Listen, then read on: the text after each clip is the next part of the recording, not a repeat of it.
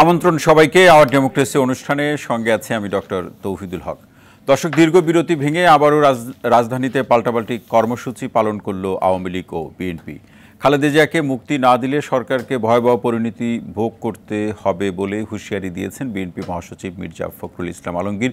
নয়াপল্টনের একই সমাবেশে বিএনপির স্থায়ী কমিটির সদস্য গয়েশ্বর চন্দ্র রায় বলেছেন, শুধু বক্তৃতায় বেগম খালেদা জিয়ার মুক্তি মিলবে না, কঠোর আন্দোলনে নামতে হবে। অন্যদিকে আন্দোলনের মাধ্যমে খালেদা জিয়ার মুক্তির কোনো সুযোগ নেই জানিয়ে আওয়ামী লীগের সাধারণ সম্পাদক ওবায়দুল কাদের অভিযোগ করেছেন, খালেদা জিয়ার শারীরিক অসুস্থতা নিয়ে বিএনপি রাজনীতি করছে। খালেদা জিয়ার মুক্তির জন্য বিএনপিকে আদালতে যাওয়ার পরামর্শ দিয়ে তিনি হুঁশিয়ারি দিয়েছেন, আন্দোলনের নামে সহিংসতা করলে আবারও খেলা হবে। এদিকে বিএনপি চেয়ারপারসন খালেদা জিয়ার উন্নত চিকিৎসার জন্য বিদেশে পাঠানোর দাবি জানিয়েছেন অবসরপ্রাপ্ত 166 জন সরকারি কর্মকর্তা। এমন পরিস্থিতিকে সামনে রেখে দর্শক, আজ আমাদের আলোচনার বিষয়ে রাজনীতিতে আবারও পাল্টাপাল্টি কর্মসূচি।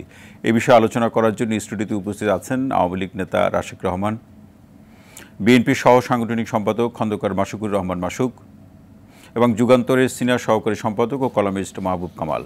আপনাদের তিনজনকে অনুষ্ঠানে স্বাগত জানাচ্ছি। দর্শক, আপনিও চাইলে আলোচনায় অংশ নিতে পারেন। স্ক্রিনে দেখানো নম্বরে ফোন করে আজকের যে আলোচ্য বিষয় রাজনীতিতে আবারও পাল্টাপাল্টি কর্মসূচি, এ বিষয়ে সম্মানিত আলোচকদের কাছে প্রশ্ন রাখতে পারেন, কিংবা আপনার মতামত থাকলে সেটিও আমাদেরকে জানাতে পারেন। আপনাদের ফোনের অপেক্ষায় থেকে আলোচনায় যাচ্ছি।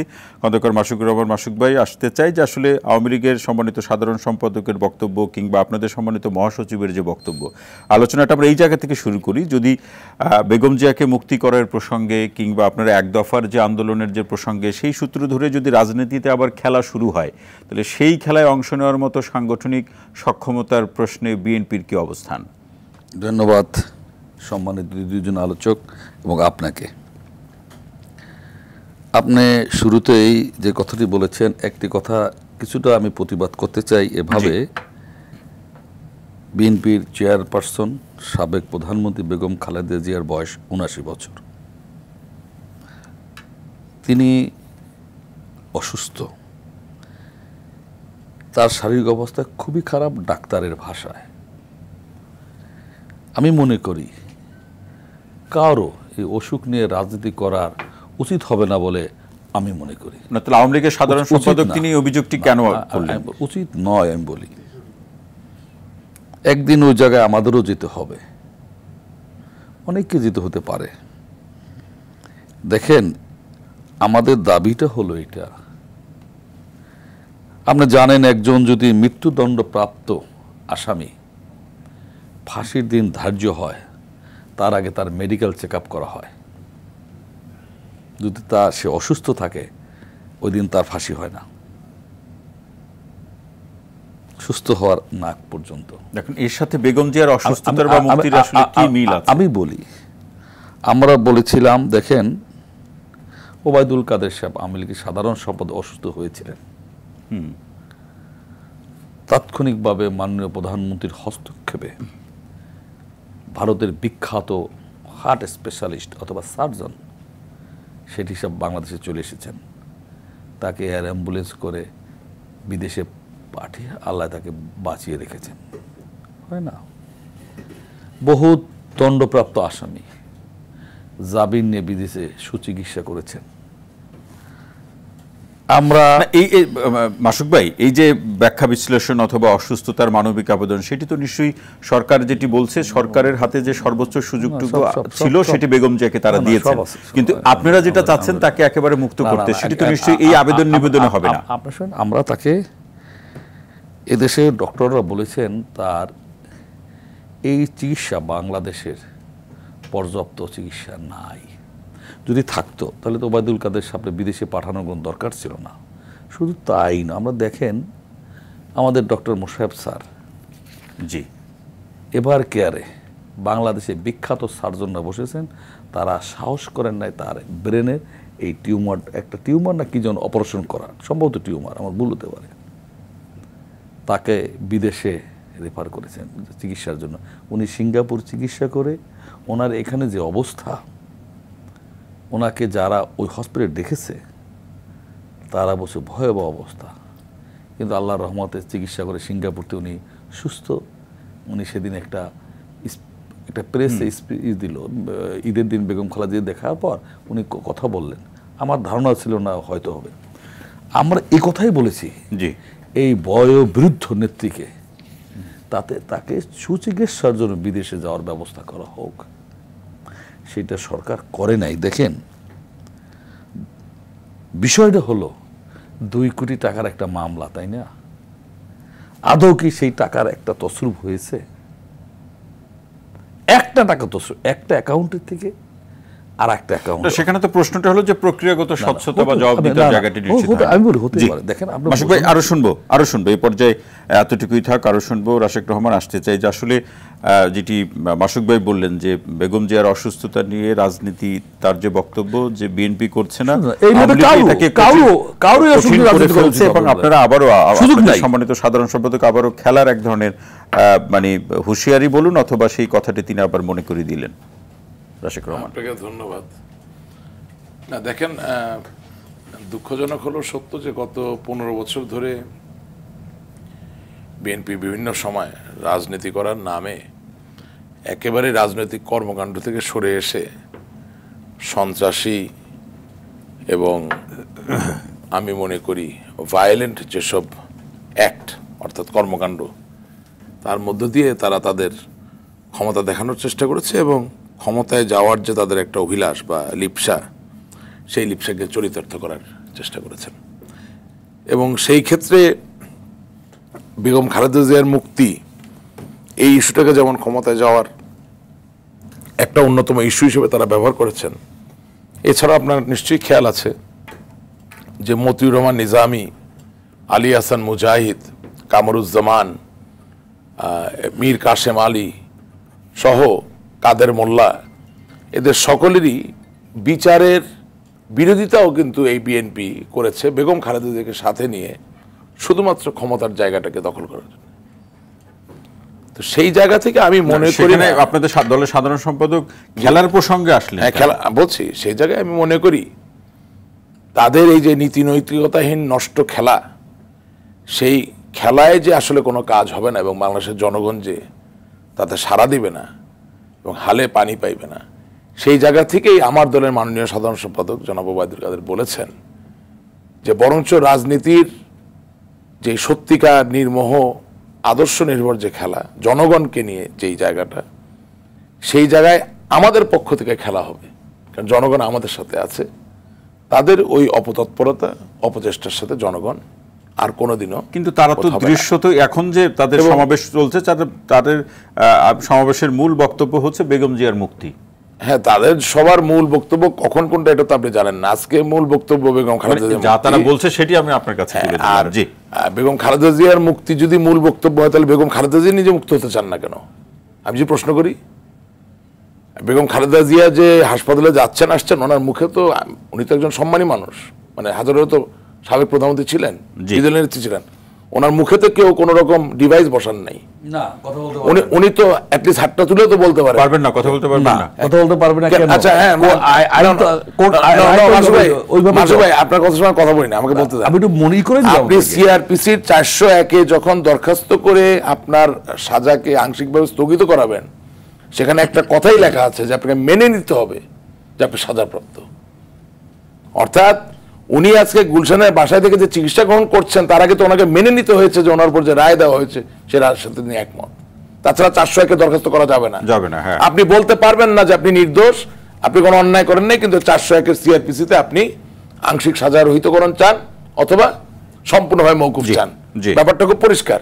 এটার জন্য আপনি বাংলাদেশ সুপ্রিম কোর্ট থেকে শুরু করে আপনি যেটা বললেন সেটা আইনগতভাবে সেটা ঠিক আছে, কিন্তু সেই রায় নিয়েও কিন্তু বিএনপির প্রশ্ন আছে। না, রায় নিয়ে বিএনপির প্রশ্ন থাকে, আমি তো ওই জায়গায় যাচ্ছি না। আচ্ছা, আমার কাছে বেগম খালেদা যে নিজেই যেখানে রায় নিয়ে প্রশ্ন করছেন না, সেখানে আমি বিএনপির প্রশ্ন নিয়ে কেন চিন্তিত হব? বেগম খালেদা জিয়ার তো আইনজীবী আছেন। বেগম খালেদা জিয়ার আইনজীবী যে কোনো দিন বলতে পারেন যে 401-এর অধীনে যে রায় স্থগিত করা হয়েছে সেখানে আমরা আমাদের দায় মেনে নেই। উনি লিখিতভাবে দেখ, আপনাকে লিখিত দলিলটা দেখ, আপনি ক্যামেরা দিয়ে ছবি তুলেন, আমি বিএনপিকে নিয়ে কেন চিন্তিত হবো? আমার কথা হচ্ছে আমি বেগম খালেদা জিয়া যাকে নিয়ে কথা তার বক্তব্যকে আপনি প্রাধান্য দিতেছেন। দর্শক রমন, অসংখ্য ধন্যবাদ। মাহমুদ ভাই, মাহমুদ ভাই আসতে চাই যে বেগম জিয়ার মুক্তির প্রসঙ্গে যখন না না সময় সমান সময় আপনি পরবর্তী পর্যায়ে আরো শুনবো। মাহমুদ ভাই আসতে চাই যে বেগম জিয়ার অসুস্থতা নিয়ে যখন রাজনীতির কর্মসূচি হয়ে যায়, যখন অসুস্থতা এবং সেটি নিয়ে যখন আবার পাল্টাপাল্টি কর্মসূচির প্রসঙ্গ, তখন আমরা এমনটি কি ধরে নিতে পারি রাজনীতি আবার পুরাতন রূপে ফিরবে, এটি বলার সুযোগ আছে? শুনেন, আমি একটা বাক্য দিয়ে পুরো পরিস্থিতিটা বোঝাতে চাই। সেটা হচ্ছে পলিটিক্যাল সায়েন্সে একটা কথা আছে, when politics fails comes the constitutional law. যখন রাজনীতিটা ফেল করে তখন সংবিধানের প্রশ্ন আসে, তখন আইনের প্রশ্ন আসে। রাজনীতিটা যদি ঠিক থাকতো বিএনপি এবং আওয়ামী লীগের মধ্যে, তাহলে কিন্তু কোনো প্রবলেম হতো না, তাহলে কিন্তু খালেদা জিয়া আজকে বিদেশেই থাকতো। যেহেতু রাজনীতিটা আনরিজলভড, সুতরাং আইনের প্রশ্ন আসতেছে, আওয়ামী লীগ আইনের প্রশ্ন আনতেছে। এখন দেখেন, Khaleda Zia has been suffering from different diseases. তার ধরেন যে হার্ট, লিভার, তারপরে ধরেন যে আর্থ্রাইটিস, চোখের প্রবলেম, পেসমেকার লাগাইছে, এদের একটা অ্যাকিউট সিচুয়েশন উনি আছেন। এখন আমার কথাটা হচ্ছে, মানে with all respect to honourable prime minister, সেটা হচ্ছে খালেদা জিয়াকে বিদেশে পাঠাতে অসুবিধাটা কি, মানে হোয়াট ইজ দ্য প্রবলেম? আপনার কাছে কি মনে হয়, কি অসুবিধা? বলছি আমি, যদি এমন হতো, গভর্নমেন্টের তো কোনো থ্রেট নাই, গভর্নমেন্টের প্রতি কোনো থ্রেট নাই। এমন না যে খালেদা জিয়া বিদেশে গিয়ে ইন্টারন্যাশনাল ওপিনিয়ন মোবিলাইজ করে আয়াতুল্লাহ খোমেনির মতো, আয়াতুল্লাহ খোমেনি যেভাবে বিদেশ প্রবাস থেকে এসে ইরানের ক্ষমতায় বসছে, উনি বিদেশ থেকে এইভাবে এসে ক্ষমতায় বসবেন, এটার একদম zero possibility. Her physical fitness does not permit that. তো তাহলে পাঠাতে অসুবিধা কি? আমি তো কোনো অসুবিধা দেখি না, কারণ বিএনপি এখন এমনিতেই ব্যাকফুটে আছে। আন্দোলন করা বিএনপির পক্ষে খুবই টাফ। হ্যাঁ, ফলে এটা গভর্নমেন্ট তাকে পাঠাইতে পারে, আর না পাঠাইলে হয় কি, গভর্নমেন্ট একটা রিস্ক। তাহলে রাজনৈতিকভাবে সরকার ঝুঁকি মনে করছে কোন জায়গাটাতে? বলছি আমি যাওয়ার প্রশ্ন, যদি না পাঠায় তাহলে কিন্তু একটা রিস্ক, একটা ঝুঁকি থাকবে সরকারের। সেটা হচ্ছে যে যদি খোদা না খাস্তা ওনার কিছু হয়ে যায়, তাহলে কিন্তু এইটা একটা সিম্প্যাথি পাবে বিএনপি পাবলিকের, যে দেখো চিকিৎসার অভাবে উনি মারা গেলে তো গভর্নমেন্ট দিয়ে করবে, গভর্নমেন্টের এটা একটা মাইনাস পয়েন্ট হবে। সুতরাং মানে কনসিডারিং অল ফ্যাক্টরস। কিন্তু সরকার তো এখানে নিয়মের মধ্যে থেকে বলেছে যে বাইরে থেকে চাইলে চিকিৎসক আনা যাবে, পরামর্শ করা যাবে, রিপোর্ট। না না, আমি বলছি করা যাবে। লিভারের যে প্রবলেমটা, লিভারের প্রবলেমটা এই দেশে যতটুকু সম্ভব ততটুকু করা হয়েছে। এখন বাকি যেটা, সেটা কিন্তু এই দেশে নাই, আমি এটা জানি। বাকি যেটা এই দেশে যতটুকু সম্ভব এটা করা হয়েছে, লিভারটা অন্তত না। আমি বলছি যে এটা তো মানে এমন কোনো সমস্যা না। না মাহমুদ ভাই, এটা একটু শুনতে চাই আপনার কাছ থেকে, যে এই যে বিএনপি যে আন্দোলন সংগ্রামের যে হুমকি দামকি দিচ্ছে, মানে অথবা তারা যে সেই দিকে যেতে চাচ্ছে, তাদের যে বক্তব্যে কিন্তু অনেক সিনিয়র নেতা বলেছেন আসলে শুধু বক্তৃতায় বিবৃতিতে বেগম জিয়ার মুক্তি হবে না, আন্দোলন করে মুক্তি। না না, আন্দোলন করে পারবে না, এগুলি বোগাস।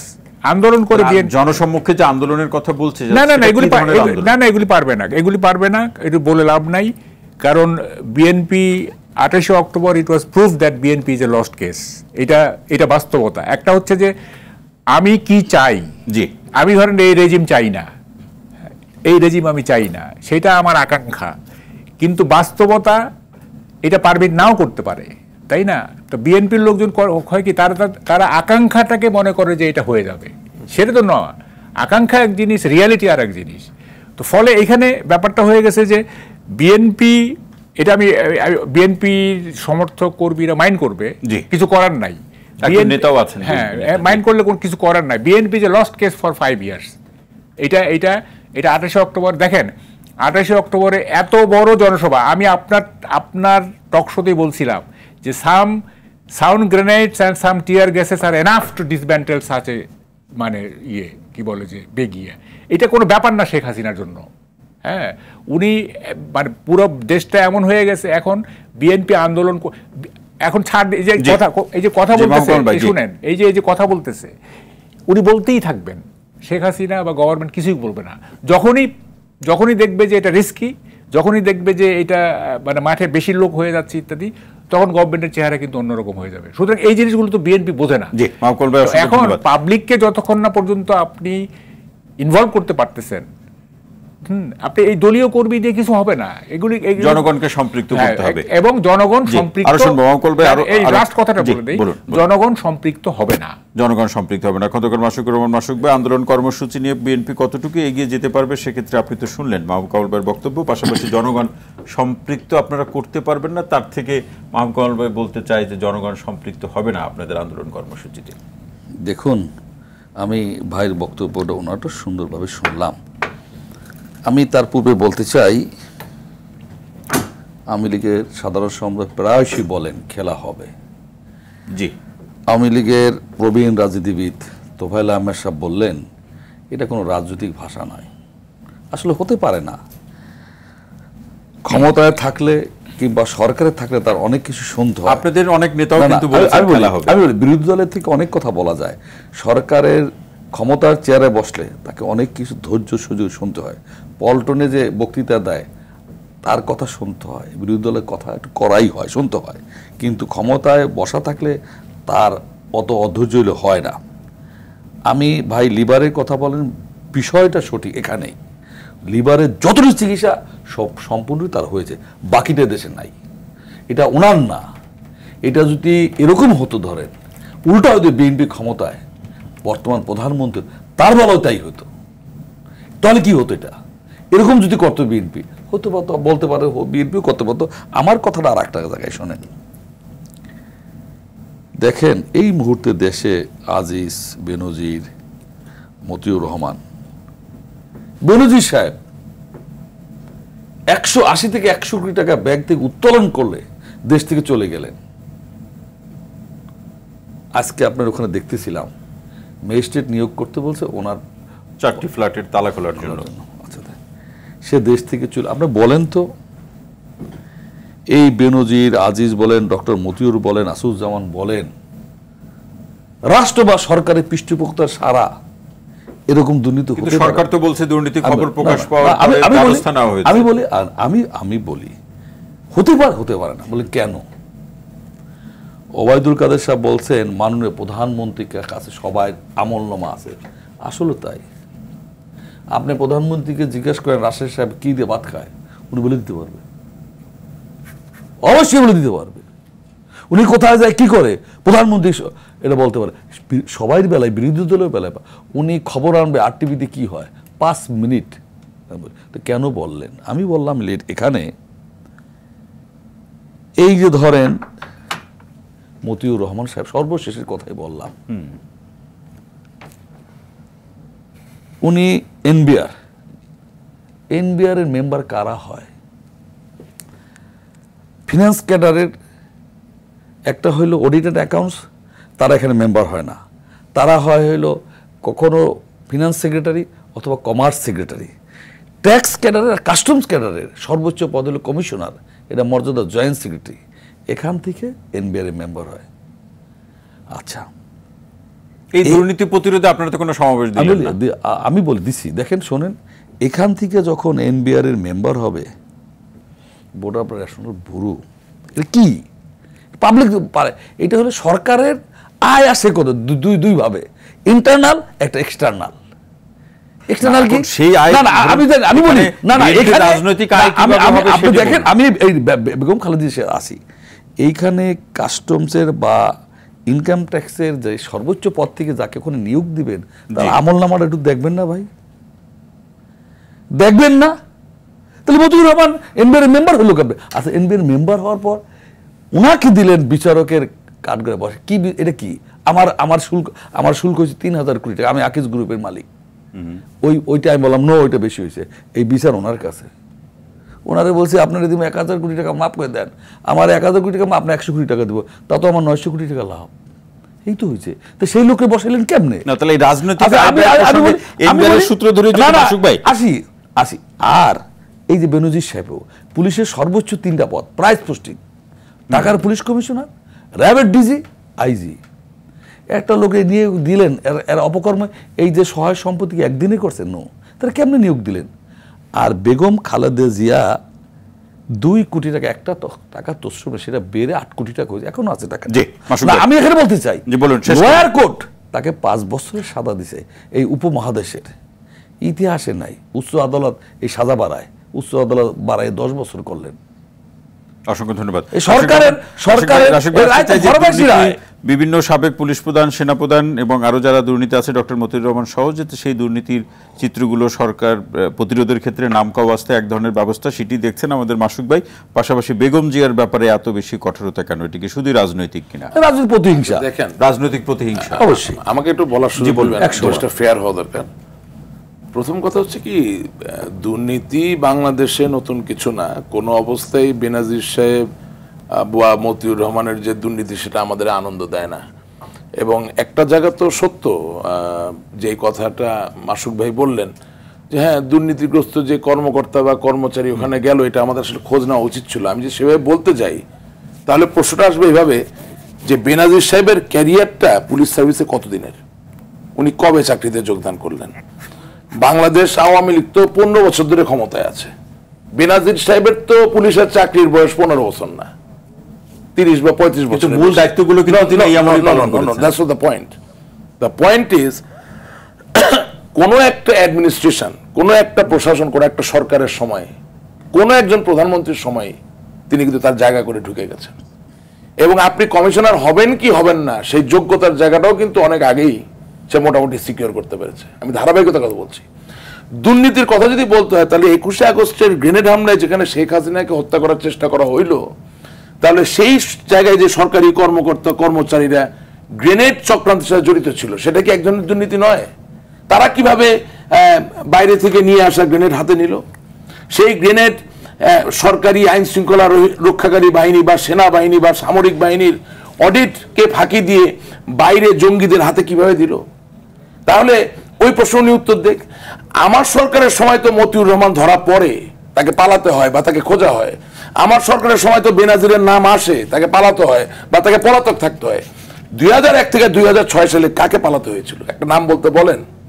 আমি 21শে আগস্ট গ্রেনেড হামলার কথা বললাম, যে দুর্নীতি শুধু টাকা পয়সার ব্যাপার না, দুর্নীতি টাকা, হত্যা, অপরাধ, অন্যায়, অনেক কিছু সঙ্গে। কিন্তু বিএনপি তো আসলে এই ঘটনার পর রাশিদ ভাই বলছে যে তাদের সময় যারা প্রতিষ্ঠান প্রধান ছিলেন তাদের এত দুর্নীতি দেখা যায় না, এটা একেবারে সঠিক। আমি তো প্রতিষ্ঠান প্রধান নাম তো বলে শেষ করতে পারবো না।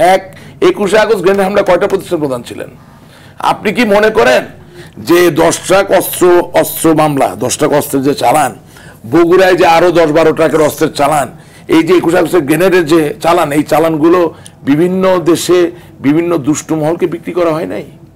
সেই দুর্নীতির টাকা কি বিভিন্ন সংস্থার প্রধানরা পায় নাই? তাহলে বলি, এনএসআই, ডিজিএফআই, পুলিশ, তাদের প্রধানরা তখন পান নাই? অবশ্যই পাইছেন। আজকে বিচারে সব বেরিয়ে আসছে, কই বিএনপি তো কোনো ব্যবস্থা গ্রহণ করেন। তার থেকেও বড় কথা, আমি সঞ্চালক হিসেবে আপনাকে ধন্যবাদ জানাতে চাই এই কথাটা বলার জন্য, যে ইয়েস, যদি বেনাজির সাহেব, মতিউর রহমান সাহেব তারা দুর্নীতিবাদ চিহ্নিত হয়ে থাকেন, তাদের বিচার যেমন হওয়া উচিত, একটি বিরোধী পক্ষীয় রাজনৈতিক দল হিসেবে তাদের দায়িত্ব ছিল পল্টনের যেই সমাবেশটা তারা করলো বেগম খালেদা মুক্তির জন্য, হ্যাঁ, মুক্তি তো তারা চাইতেই পারে, তার দলের চেয়ারপারসন, চাওয়ার পাশাপাশি নাম ধরে ধরে তাদের বিচার চাইতো। কোথায় বলতে তো শুনি না, টেলিভিশনে আসে, টক শোতে বলে, বক্তৃতা দেখাতে বলেন, নাম লেখা আছে তো, চালু করে দেন। নাম ধরে বলেন, একদম নাম ধরে বলে নাই, একটা জায়গায় তারা বলবে না, কারণ প্রতিরোধের কথা বলছে। কিন্তু কারণ আমি বলছি, সমাজের যারা দুর্নীতিবাদ, যারা আজকে চিহ্নিত হচ্ছে, সকলের ক্যারিয়ারে শুরু হয়েছে এই বিএনপির আমলে। আমি দালিলিক ভাবে এটা প্রমাণ করে দিব। They were trained, the culture of corruption was developed and it was instilled in their brain and heart during the time of BNP and Jamaat Islami rule, which was from 2001 to 2006. কি বলেন মাহমুদ ভাই, এই যে তর্ক বিতর্ক কোন আমলে বেশি কোন আমলে কম হয়েছে, এটি কি আসলে নিয়ন্ত্রণ বা প্রতিরোধের ক্ষেত্রে সহায়ক হবে, নাকি আসলে যারা দুর্নীতি পরায়ণ বা মনস্ক কর্মকর্তা বা যে কোনো ব্যক্তি যারা, তাদের দুর্নীতি করার ক্ষেত্রে আরো উৎসাহ বেড়ে যাবে? আমাকে কতক্ষণ সময় দিবেন? আপনি পলিটিশিয়ানদের টাইম দিচ্ছেন। না, 3 মিনিট। এই পর্যায়ে সবাই 3 মিনিট করে বলেছেন। না, 3 মিনিটের বেশি বলছে। না, বলুন। না, কথাটা হচ্ছে শুনেন, এই গত নির্বাচনের পরে একটা টক শোতে আমি বলছিলাম, এই যে গণতন্ত্রের একটা ঘাটতি হয়ে গেল, this shortage of democracy should be compensated bye good governance. Very good.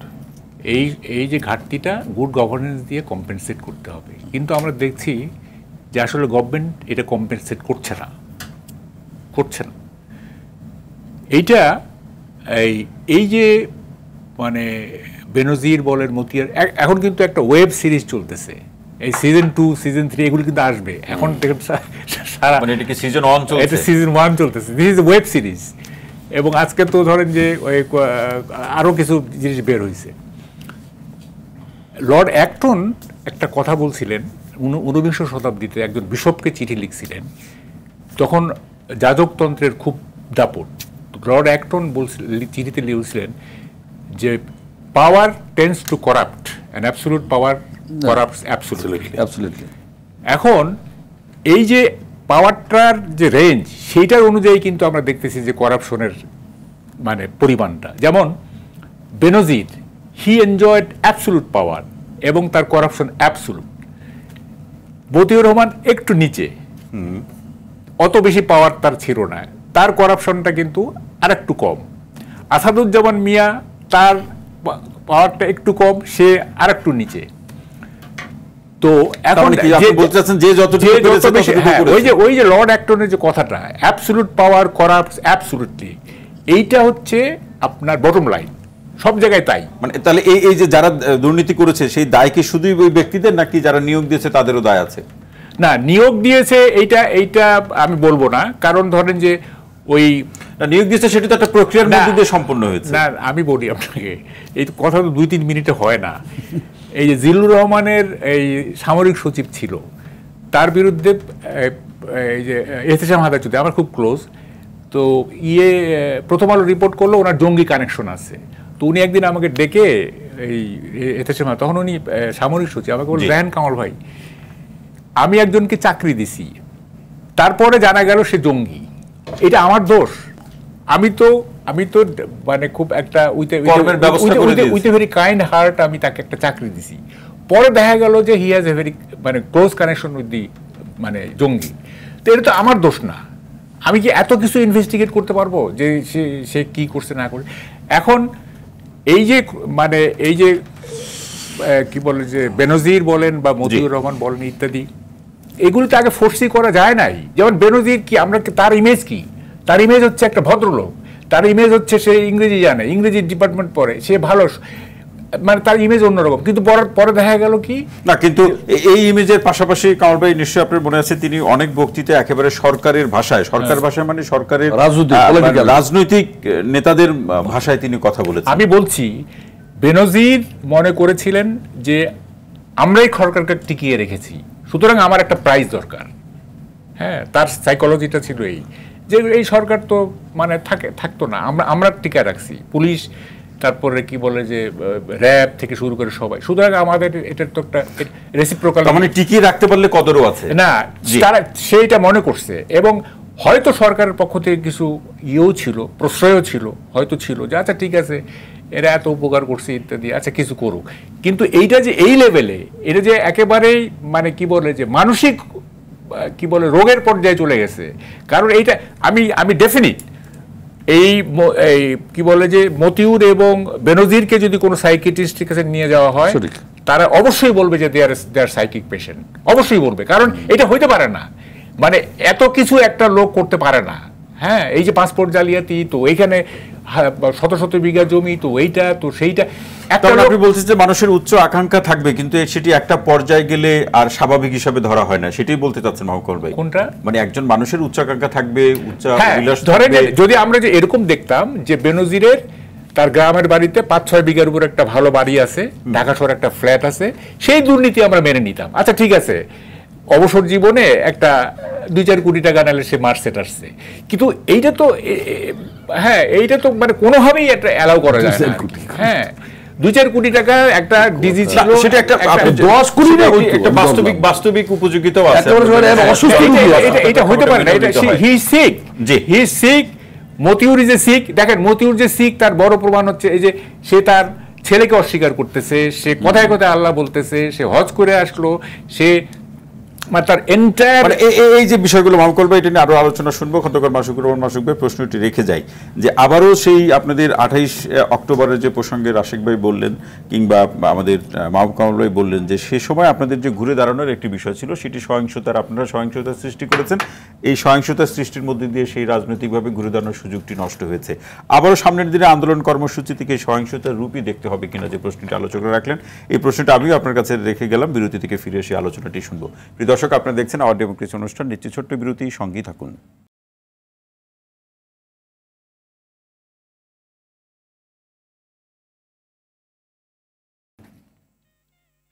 দর্শক বিরতির পর আবারও স্বাগত আওয়ার ডেমোক্রেসি অনুষ্ঠানের সঙ্গে আছে আমি ডক্টর তৌহিদুল হক। আজকে যে বিষয়টি নিয়ে আমরা আলোচনা করছি সেটি হচ্ছে রাজনীতিতে আবারও পাল্টাপাল্টি কর্মসূচি।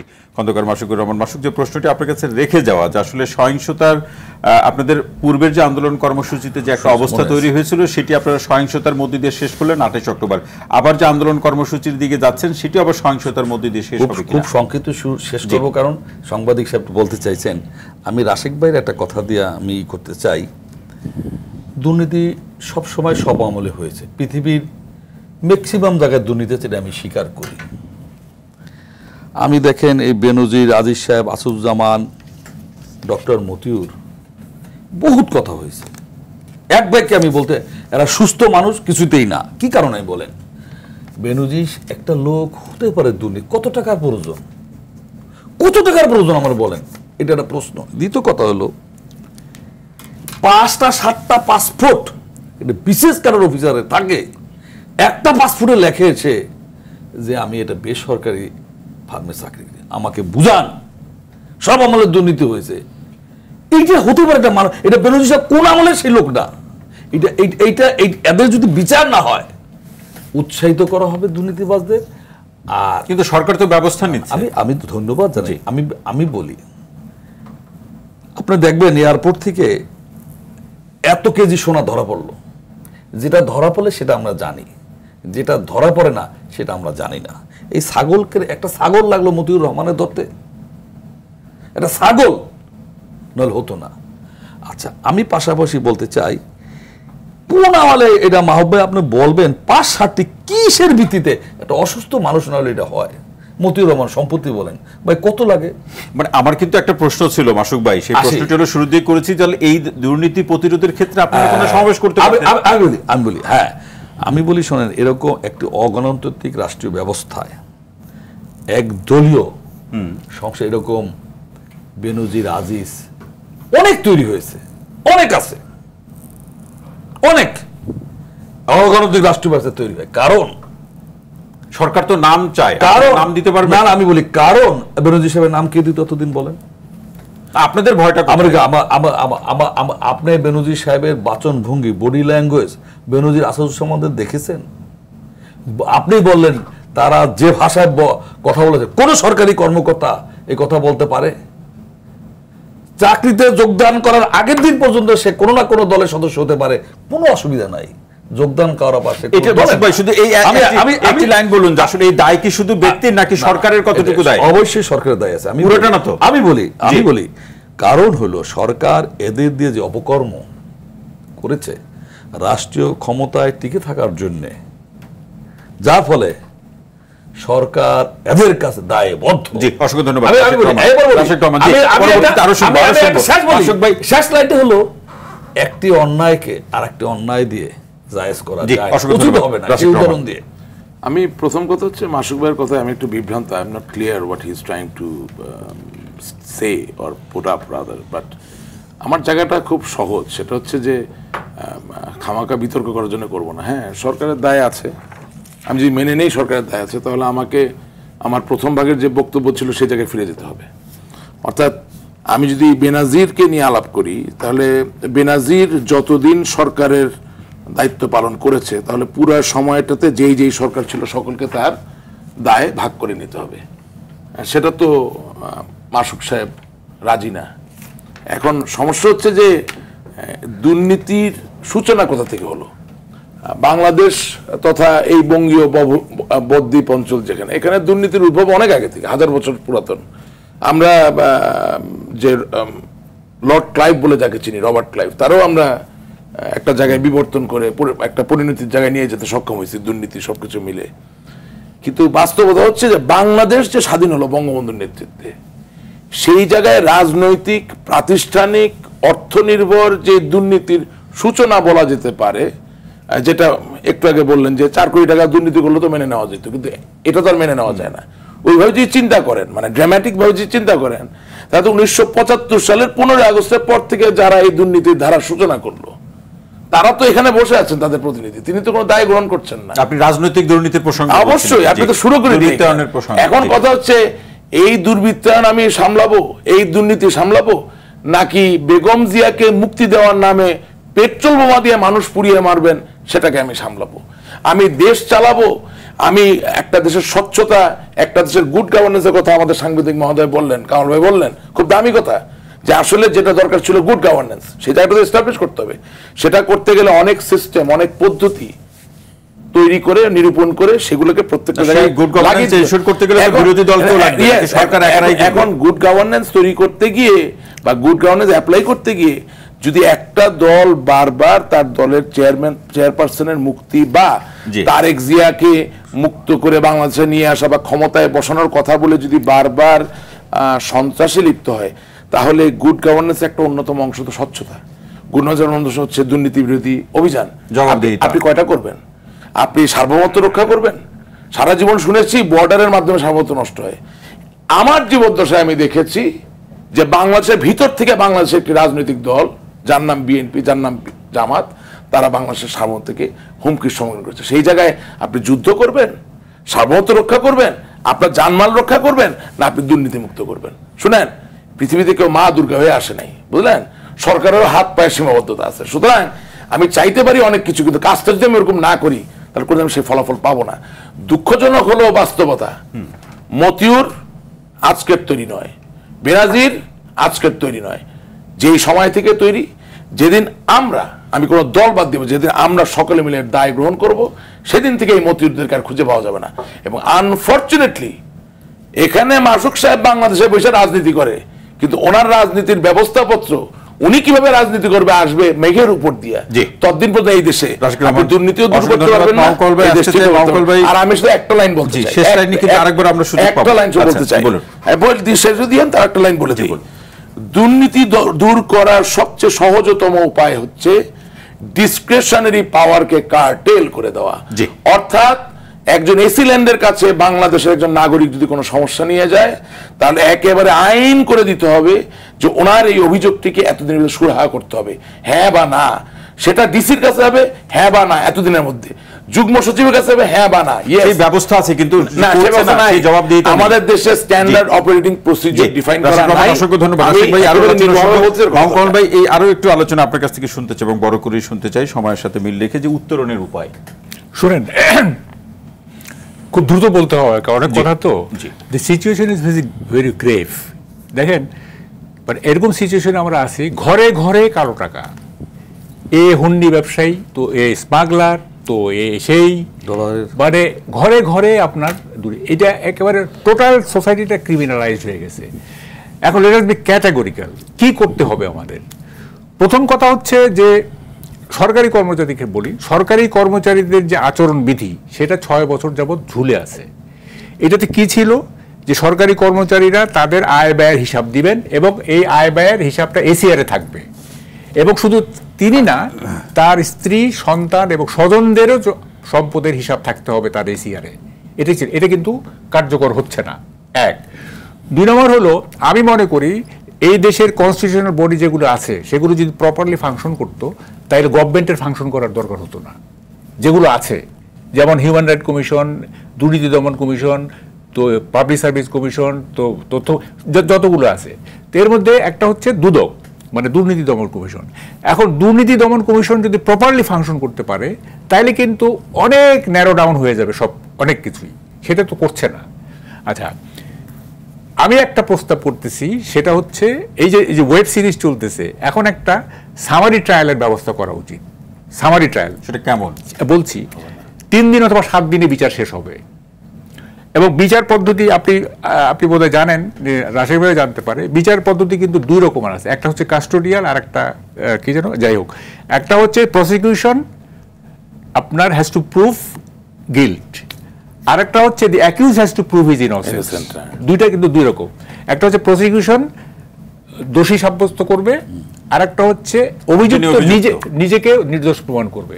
আমরা এইটাতে আসতে চাই। আমাদের দেশে কিন্তু এই প্রসিকিউশন করে, ইউরোপের অনেক দেশে কিন্তু এইটা আছে, এই যে দি accused has to prove his innocence, এটা কিন্তু ইউরোপের অনেক দেশে আছে।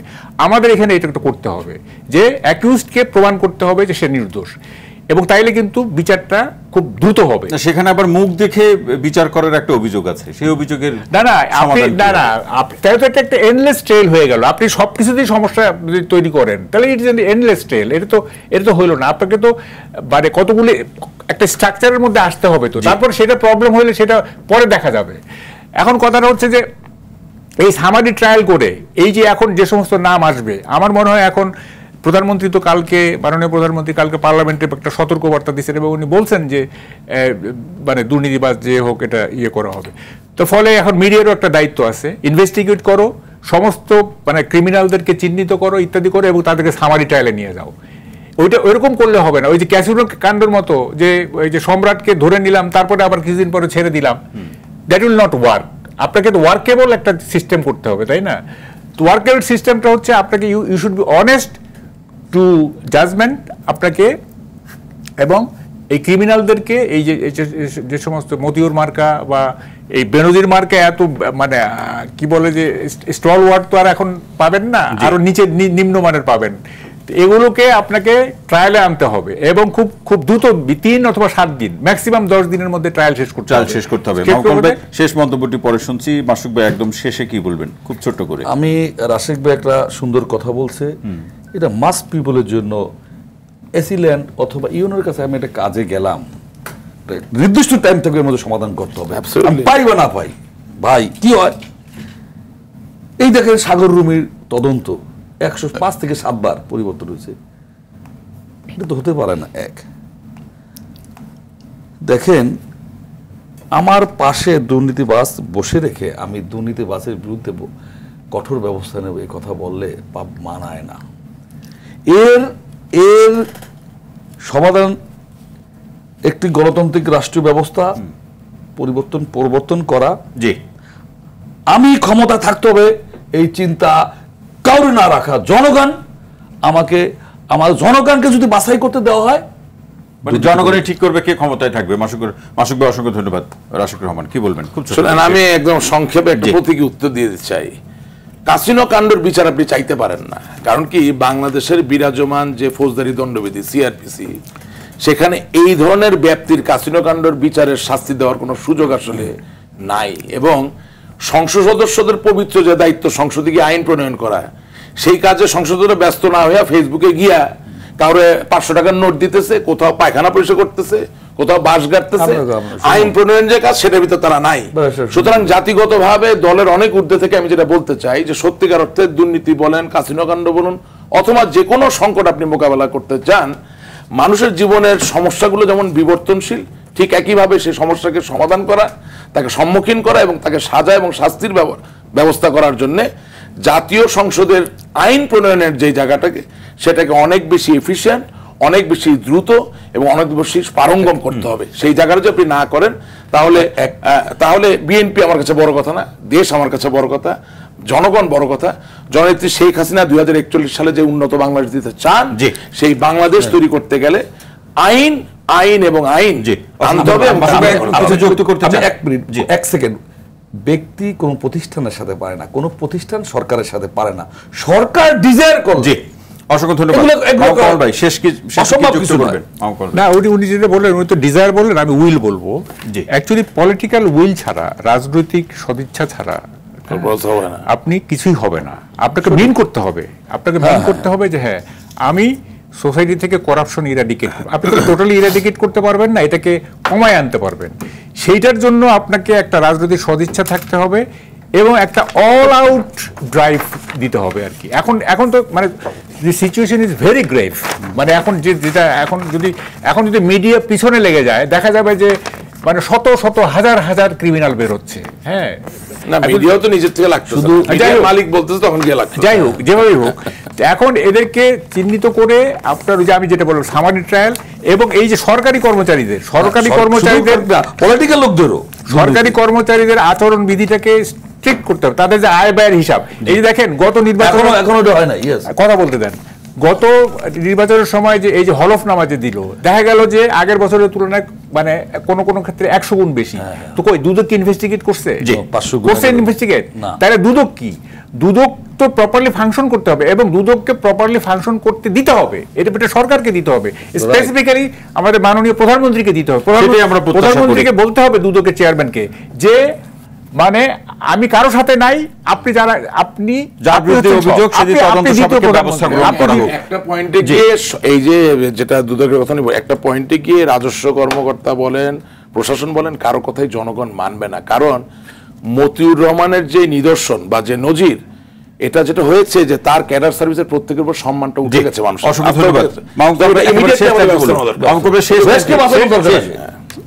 আমি এটা একটু হিউমার করে বলি, প্রধানমন্ত্রীকে দুদকের চেয়ারম্যানকে বলতে হবে যে আমি প্রাইম মিনিস্টার, আপনি ডেপুটি প্রাইম মিনিস্টার, আপনি ধন্যবাদ মাহবুব কামাল খন্দকার, মাসুকুর রহমান মাসুক এবং রাশেক রহমান, আপনাদের তিনজনকে অসংখ্য ধন্যবাদ আজকের আলোচনা আমাদের সময় দেওয়ার জন্য। প্রিয় দর্শক, আওয়ার ডেমোক্রেসি অনুষ্ঠানটি আজ এখানে শেষ করছি। সঙ্গে থাকার জন্য সবাইকে অসংখ্য ধন্যবাদ।